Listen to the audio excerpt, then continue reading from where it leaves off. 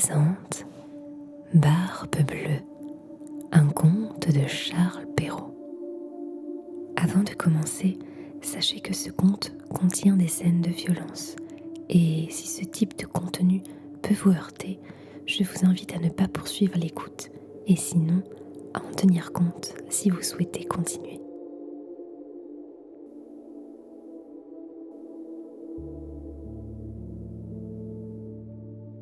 Il était une fois un homme qui avait de belles maisons à la ville et à la campagne, de la vaisselle d'or et d'argent, des meubles en broderie et des carrosses tout dorés. Mais, par malheur, cet homme avait la barbe bleue. Cela le rendait si laid et si terrible qu'il n'était ni femme ni fille qui ne s'enfuit devant lui.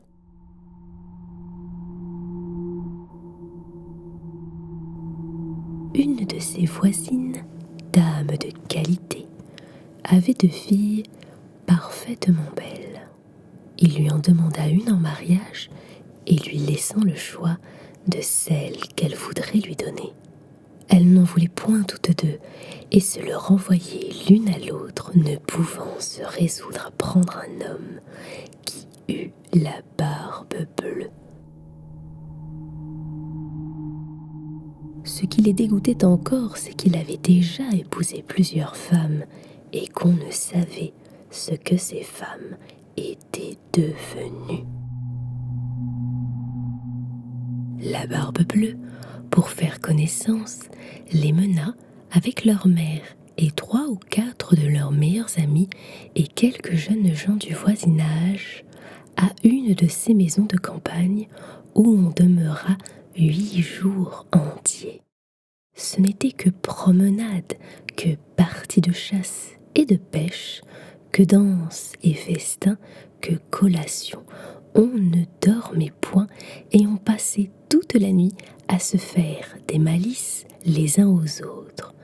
Enfin, tout alla si bien que la cadette commença à trouver que le maître du logis n'avait plus la barbe si bleue et que c'était un fort honnête homme. Dès qu'on fut de retour à la ville, le mariage se conclut. Au bout d'un mois, la barbe bleue dit à sa femme qu'il était obligé de faire un voyage en province de 6 semaines au moins pour une affaire de conséquence, qu'il la priait de se bien divertir pendant son absence, qu'elle fit venir ses bonnes amies, qu'elle les menât à la campagne si elle voulait que partout elle fît bonne chère. « Voilà, lui dit-il, les clés des 2 grands garde-meubles. Voilà celle de la vaisselle d'or et d'argent qui ne sert pas tous les jours. Voilà celle de mes coffres-forts où est mon or et mon argent. Celle des cassettes où sont mes pierreries. Et voilà le passe-partout de tous les appartements. Pour cette petite clé-ci, c'est la clé du cabinet au bout de la grande galerie de l'appartement bas. Ouvrez tout, allez partout, mais pour ce petit cabinet, je vous défends d'y entrer. Et je vous le défends de telle sorte que s'il vous arrive de l'ouvrir, il n'y a rien que vous ne deviez attendre de ma colère. »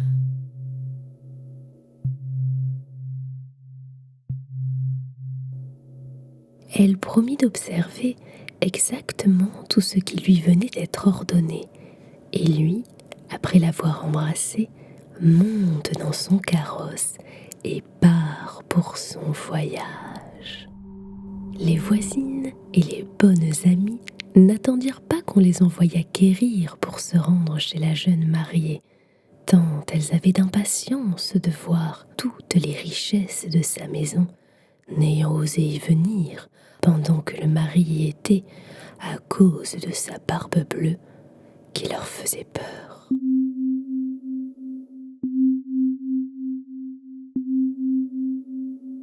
Les voilà aussitôt à parcourir parcourir les chambres, les cabinets, les garde-robes, toutes plus belles et plus riches les unes que les autres. Elles montèrent ensuite au garde-meuble où elles ne pouvaient assez admirer le nombre et la beauté des tapisseries, des lits, des sofas, des cabinets, des guéridons, des tables et des miroirs où l'on se voyait depuis les pieds jusqu'à la tête et dont les bordures, les unes de glace, les autres d'argent et de vermeil doré, étaient les plus belles et les plus magnifiques qu'on eût jamais vues.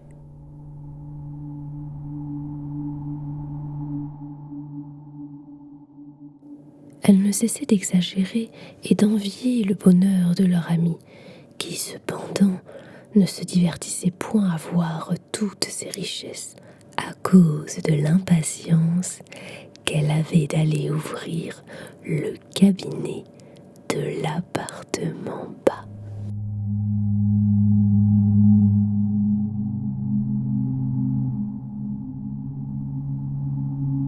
Elle fut si pressée de sa curiosité que, sans considérer qu'il était malhonnête de quitter sa compagnie, elle y descendit par un petit escalier dérobé, et avec tant de précipitation qu'elle pensa se rompre le cou 2 ou 3 fois. Étant arrivée à la porte du cabinet, elle s'y arrêta quelque temps, songeant à la défense que son mari lui avait faite et considérant qu'il pourrait lui arriver malheur d'avoir été désobéissante. Mais la tentation était si forte qu'elle ne put la surmonter.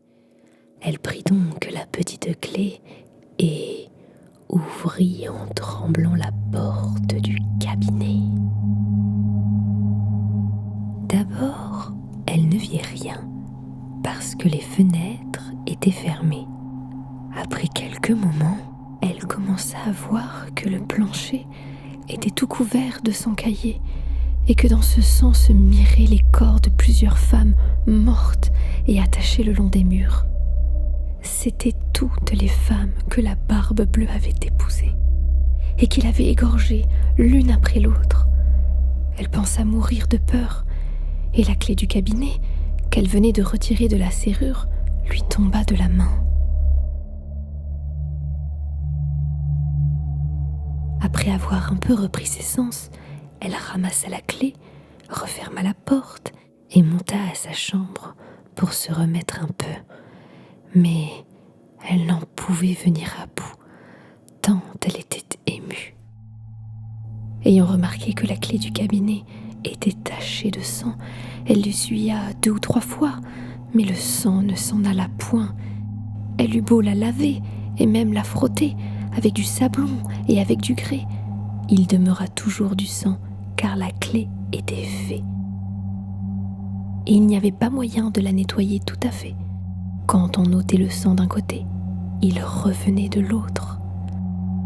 La Barbe Bleue revint de son voyage dès le soir même et dit qu'il avait reçu des lettres dans le chemin qui lui avaient appris que l'affaire pour laquelle il était parti venait d'être terminée à son avantage. Sa femme fit tout ce qu'elle put pour lui témoigner qu'elle était ravie de son prompt retour. Le lendemain, il lui demanda les clés et elle les lui donna, mais d'une main si tremblante qu'il devina sans peine tout ce qui s'était passé.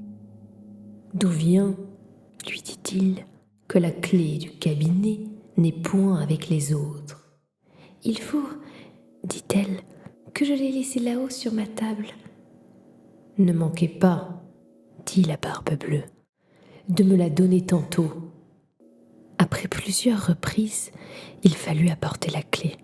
La Barbe Bleue, l'ayant considérée, dit à sa femme : « Pourquoi y a-t-il du sang sur cette clé ? » ?»« Je n'en sais rien, » répondit la pauvre femme, plus pâle que la mort. « Vous n'en savez rien ? » reprit la Barbe Bleue. « Je le sais bien, moi. Vous avez voulu entrer dans le cabinet. Eh bien, madame, vous y entrerez et irez prendre votre place auprès des dames que vous y avez vues. »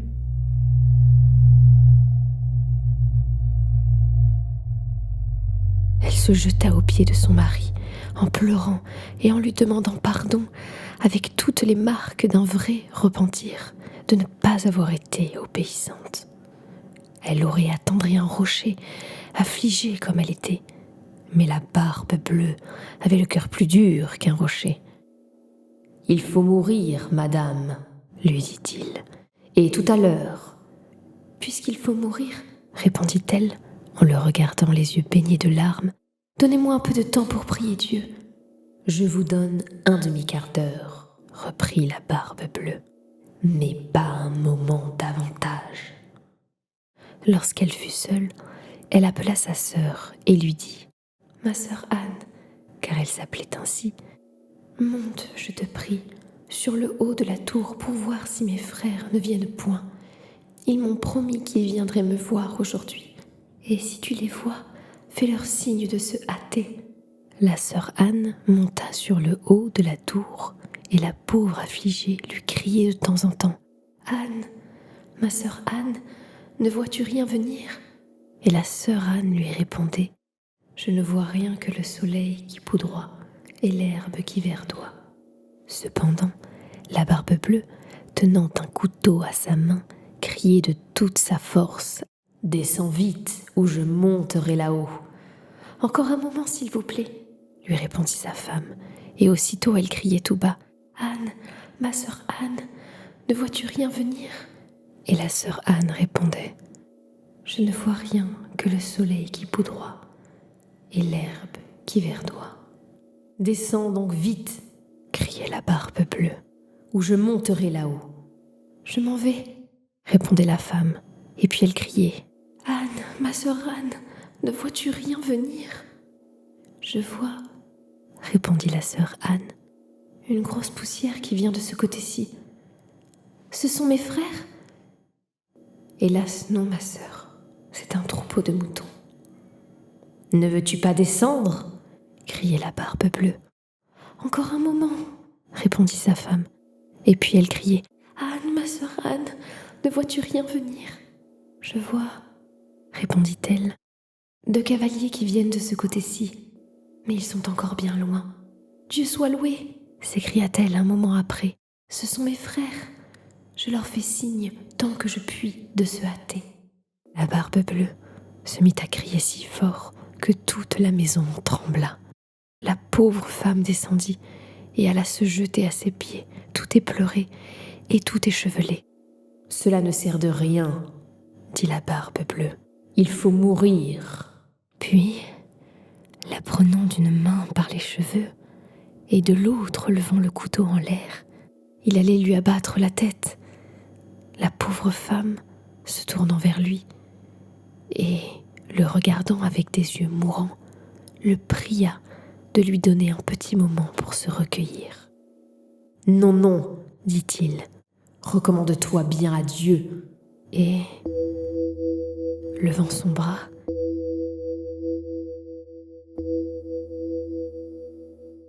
dans ce moment, on heurta si fort la porte que la Barbe Bleue s'arrêta tout court.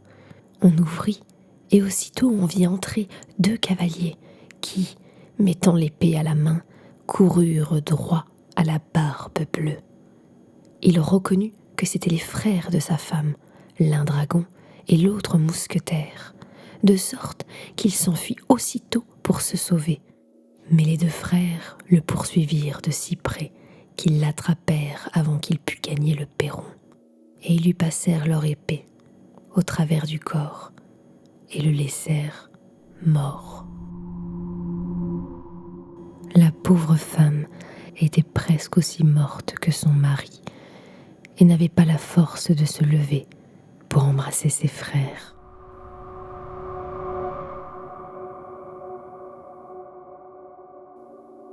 Il se trouva que la Barbe Bleue n'avait point d'héritier et qu'ainsi sa femme demeura maîtresse de tous ses biens. Elle en employa une partie à marier sa sœur avec un gentilhomme, une autre partie à acheter des charges de capitaine à ses 2 frères, et le reste à se marier elle-même avec un fort honnête homme. qui lui fit oublier le mauvais temps qu'elle avait passé avec la Barbe Bleue.